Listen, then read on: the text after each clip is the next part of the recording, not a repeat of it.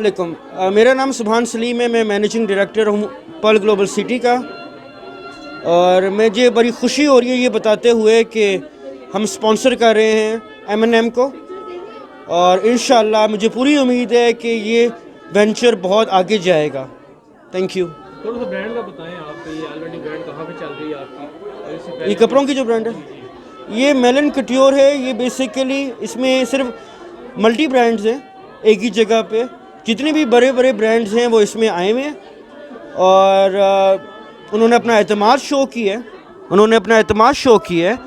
और इंशाल्लाह जो इनकी ओनर है अनम सलीम, वो उनको डिसअपॉइंट नहीं करेंगी, और बहुत आगे जाएगा ये ब्रांड इंशाल्लाह। कोई स्पेशलिटी बताएं बाकी ब्रांड में और आपकी ब्रांड में।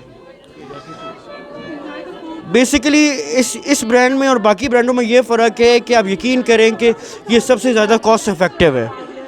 और जो पाकिस्तान की पॉपुलेशन है 70-75%, उनको ये ध्यान में रख कर इन्होंने ये ब्रांड लॉन्च किया है।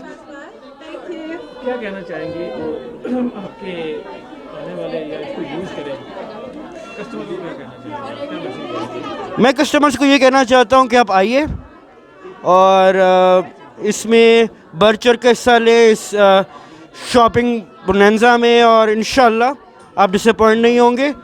और